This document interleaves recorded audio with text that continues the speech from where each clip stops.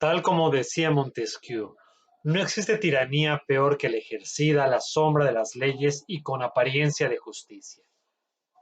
Buen día, señoritas de formación. Con este video continuamos nuestras clases de especialidad de formación cívica y ética para sexto semestre.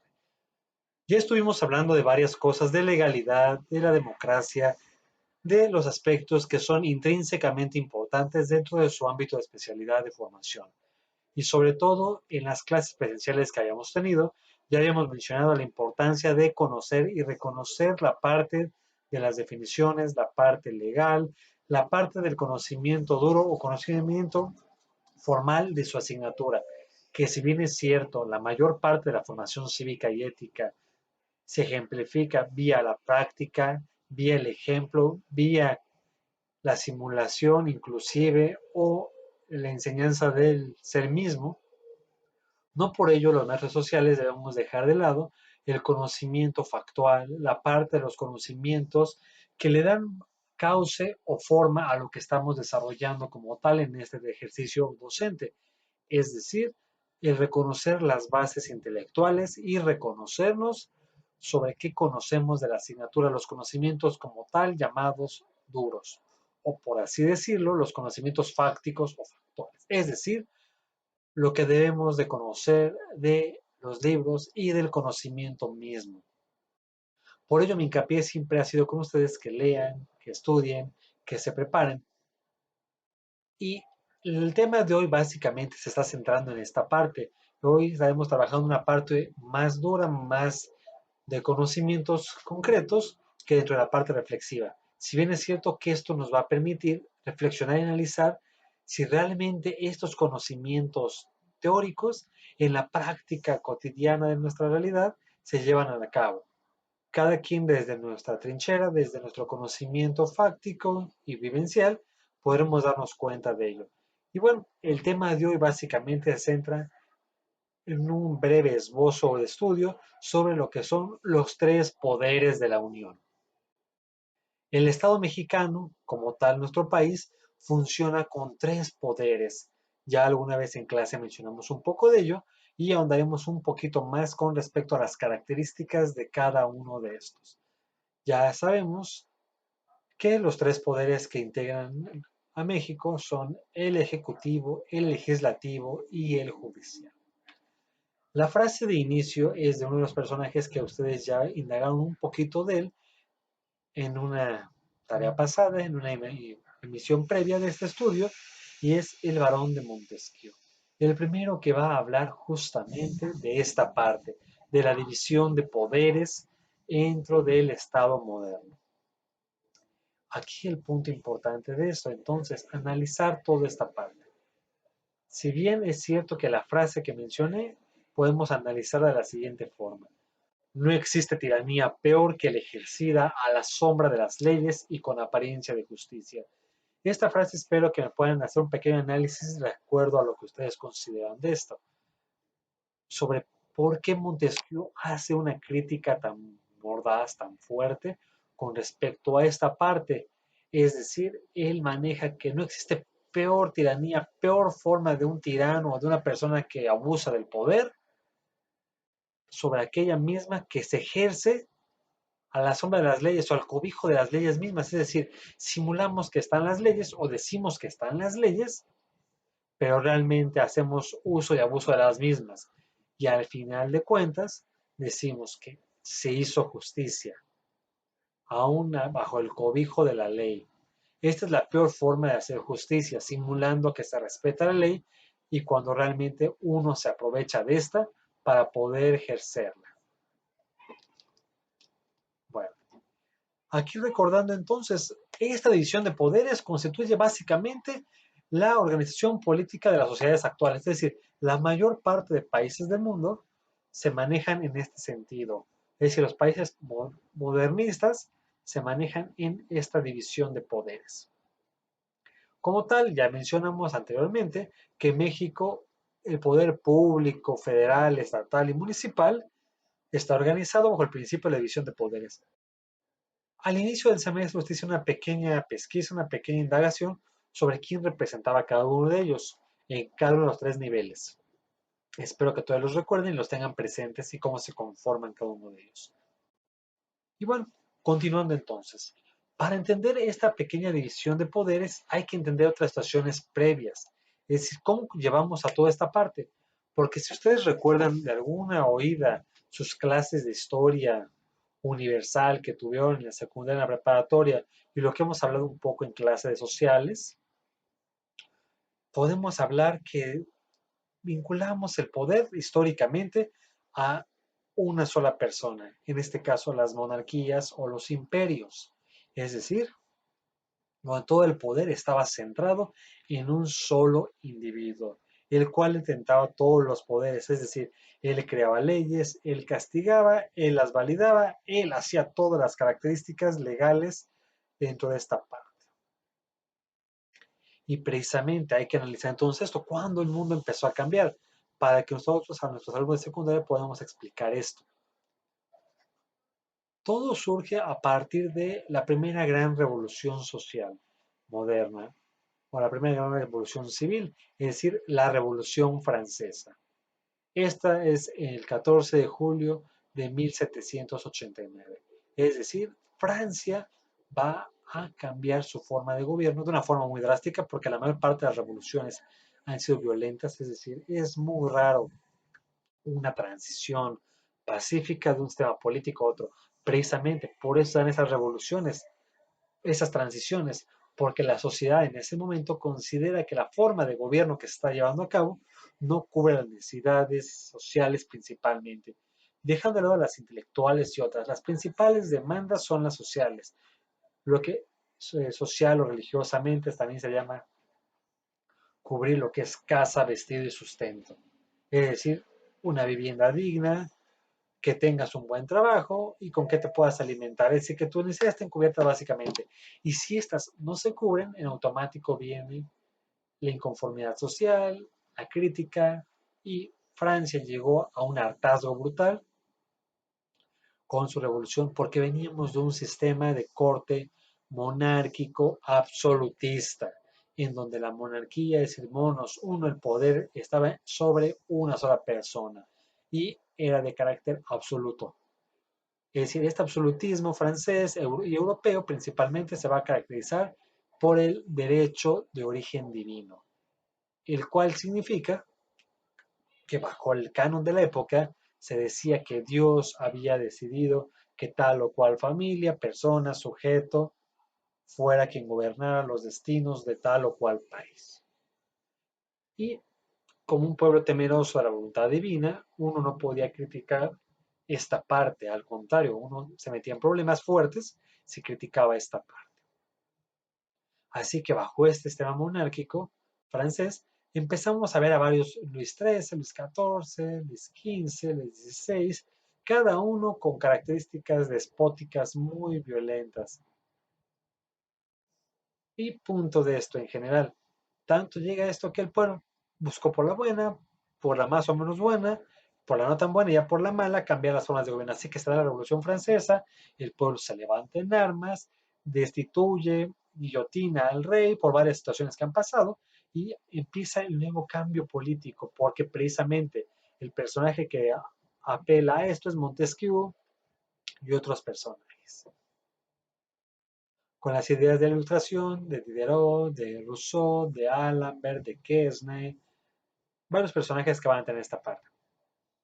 Y de aquí en adelante, Francia todavía va a tener otro rey un poco después, Luis XVIII, pero empieza el cambio también con la época del terror, con el directorio, con el imperio napoleónico, pero Francia empieza a mutar, a buscar ideas más democráticas en la forma de llevar a cabo su política personal. Y estas nuevas repúblicas democráticas van a tener la característica en que los gobernantes básicamente son elegidos por el pueblo. Y es todo lo contrario a la monarquía absoluta, donde Dios había elegido a la persona. Y bueno, la ejecución de Luis XVI básicamente es el símbolo de la derrota absolutista del periodo y en la mutación a la nueva sociedad. Y ya en esta nueva sociedad republicana se considera como un punto primordial ya no darle el poder a una sola persona, sino a muchas más, esta división de poderes. Es decir, tiene que haber poder también. No podemos caer en la anarquía de que cada quien haga lo que quiera, que se gobierne como se necesite, como se pueda. No. Va a haber una cabeza, va a haber quien gobierne, quien ordene, quien estructure, pero vamos a dividir los poderes. Y en esta división de poderes va a haber tres figuras, el ejecutivo, el legislativo y el judicial. Ahora hay que ver quién va a conformar cada una de ellas. Y si lo trasladamos a México, nuestra organización política básicamente mexicana divide el ejercicio del poder público en tres poderes, legislativo, ejecutivo y judicial, los que ya sabemos nosotros, y cada uno va a realizar funciones muy específicas. El punto importante de esto es que no trabajan de forma aislada, todos están vinculados en este tríodo legal, en esta forma tripartita de poder, y cada uno funciona con relación a los otros dos, ninguno se desentiende de ambos. Aunque pareciera que a veces sí, a veces no, pero de otra forma, para que funcione un país, una república moderna como esto, este sistema de tres poderes tiene que trabajar al unísono. Empecemos entonces. Primer poder, poder ejecutivo. Este, como tal, como su nombre lo dice, ejecutivo, es decir, ejecuta, realiza, hace. Y este poder está depositado en una sola persona, es decir, el presidente de la República. Aquí estamos hablando a nivel federal. Ya ustedes harán las adecuaciones, de acuerdo al conocimiento que tienen las dos, a cómo se sitúa en el nivel estatal y municipal, de acuerdo a la tarea que hicieron hace algunas semanas o meses. Siguiendo con esto, entonces este poder se da a una sola persona. Y aparte de esto, quien es electo en forma popular, se cayó el Joker, y modo, lo tenemos acá atrás. Esta votación se da de forma directa, de forma secreta y mayoritaria para que lo pueda ganar. Es decir, aquí importante, van a tener que hacer un comparativo, ustedes una indagación, cómo se elige el presidente de Estados Unidos a cómo se elige el presidente de México. Porque Estados Unidos, habiendo más votantes que quizá que votaron por Hillary Clinton, no ganó Hillary Clinton las elecciones, sino ganó Donald Trump. Es decir, ustedes como maestros de formación, de conocimiento de leyes, de estructuras políticas y estructurales en el país, podrán dar una idea de cómo se da esto en todo caso. Bueno, ok, continuando entonces. Fallas técnicas y siguiendo entonces. Es decir, este puesto dura 6 años y no hay reelección. Jamás puede volver a desempeñar la función. Es decir, no porque ya se fue alguien, que esperemos 6 años, 12 años más y ahora que vuelva a gobernar. Esta figura ya no puede volverlo a hacer. Eso sí, puede hacerlo su esposa, puede ser un familiar suyo, pero esta persona no. Y a raíz de esto tenemos situaciones de que algunos familiares de expresidentes quieren la presidencia de México. Espero que ustedes sepan de quién estamos hablando. Bueno, su principal función del presidente es ejecutar las leyes aprobadas por los órganos legislativos. Es decir, está facultado únicamente para organizar la administración pública de acuerdo con las leyes constitucionales. Su principal función como tal es la que acabo de mencionar, esta parte de ejecutar las leyes aprobadas por el Congreso de la Unión o que van a ser otro poder. Para realizar estas funciones que le competen exclusivamente a ellos, el presidente de la República recibe el apoyo de los secretarios de Estado y otros funcionarios, es decir, todo su gabinete. En la tarea estaremos indagando un poco sobre quiénes conforman el gabinete y las secretarías del Estado del presidente, que algunos de ellos han sido muy conocidos últimamente por los temas que estamos viendo, otros pasan sin pena ni gloria, y estaremos viendo con ustedes, maestros de formación, quiénes lo conforman. Para realizar estas funciones tenemos algunas características importantes. Aparte, sus facultades, es decir, ¿para qué está facultado? ¿Para qué sirve? ¿Qué poderes tiene? Organiza y dirige la política y la administración pública a través de las secretarías de Estado y otras dependencias. Es decir, desde arriba empieza a bajar la Secretaría de Gobernación, de Salud, de Economía, de Hacienda, es decir, cada una, él está arriba y empieza como un esquema propiamente hacia abajo. Nombra a los secretarios de Estado, nombra a su equipo. Y es muy curioso que realmente es muy raro que un secretario de Estado empiece y termine el mandato. Casi nunca llega a darse esta parte. Por situaciones que él se da la crítica, la crisis. Uno de ellos, conocido por ustedes, el sexenio pasado con Enrique Peña Nieto, fue el secretario de Educación. Tuvimos a Choi Fed, tuvimos a Nuño. Es decir, en el sexenio tuvimos varios secretarios. Y el presidente es quien los pone y los quita, porque es literalmente su jefe directo. Siguiendo abajo, dirigir la política exterior y celebrar tratados internacionales con aprobación del Senado. Es decir, se vincula con otros países del mundo para esta parte, pero tiene que ser aprobado por el Senado. Analizaremos varias tareas de esta parte para ustedes. Convocar al Congreso de la Unión a sesiones extraordinarias cuando la acuerde la Comisión Permanente, es decir, hay sesiones ordinarias cuando el Senado trabaja normalmente y hay extraordinarias cuando se necesita, es decir, cuando no se una ley, un decreto, un dictamen, y el presidente convoca. No acabaron su trabajo en tiempo y forma por X y circunstancias de estas 2 semanas que tocaba trabajarlo, se hace una sesión extraordinaria, por eso lo dice, extraordinaria, fuera del ordinario, fuera del tiempo normal, y el presidente es quien las convoca. Y otros pequeños puntos, nombra a los agentes diplomáticos y cónsules generales, es decir, ya vimos esta parte alguna vez en clase, se menciona a los cónsules, las embajadas, y quien los nombra es el presidente. Tú te vas y dale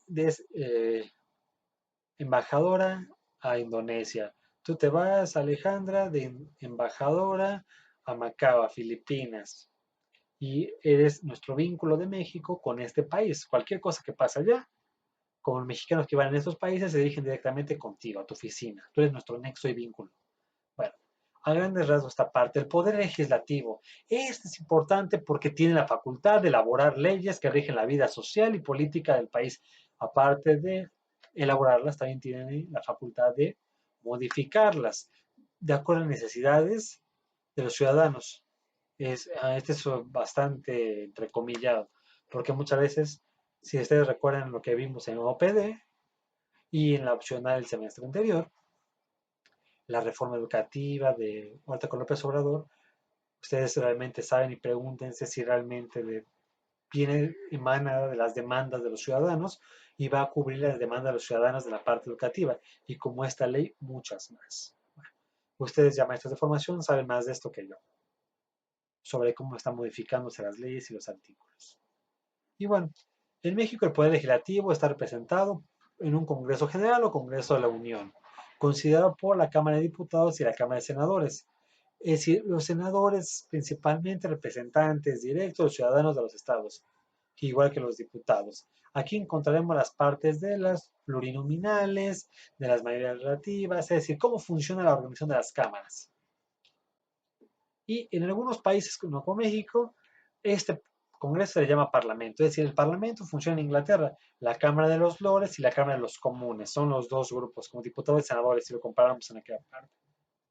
Y bueno, la Cámara de Diputados se compone de representantes de la nación electos en su totalidad, perdón, cada 3 años, algunos de ellos y otros cada 6 años, son 500 diputados en total.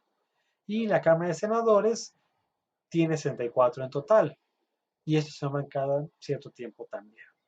Entre las facultades que tenemos estos ilustres personajes, elaborar iniciativas de ley, discutirlas y aprobarlas en su caso.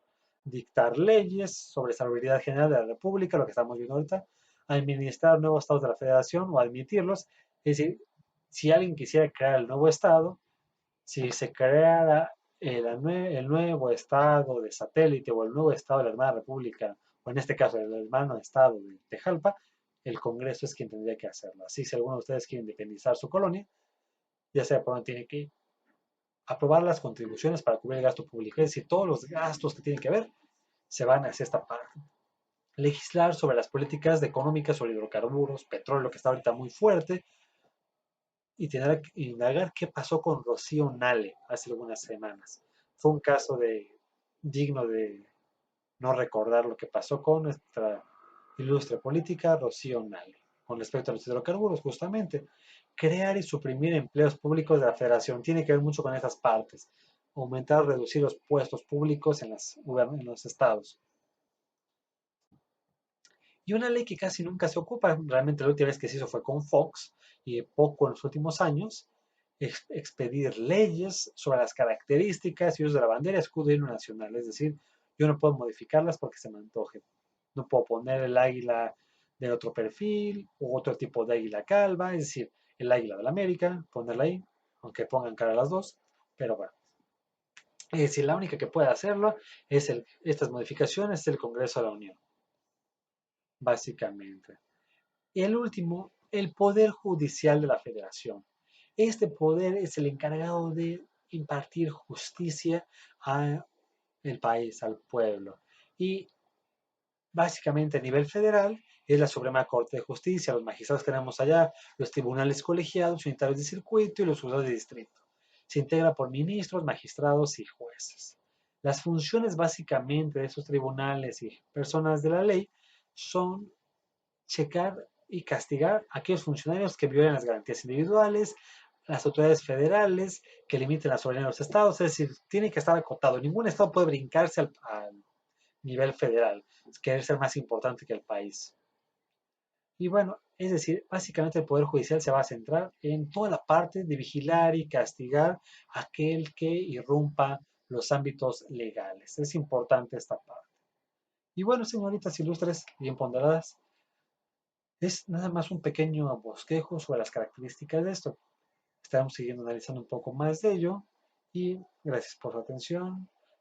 Sigamos comunicándonos por WhatsApp, por Classroom, ya pueden subir las actividades, se quitó la dificultad que había en Gmail y por YouTube si quieren suscribirse para que sepan cuando llegan los videos de la especialidad específicamente.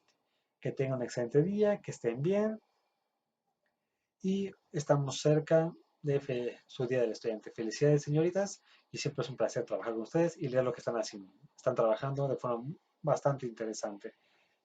Gracias por su participación y nos seguimos viendo. Gracias por todas las dos y estamos en contacto.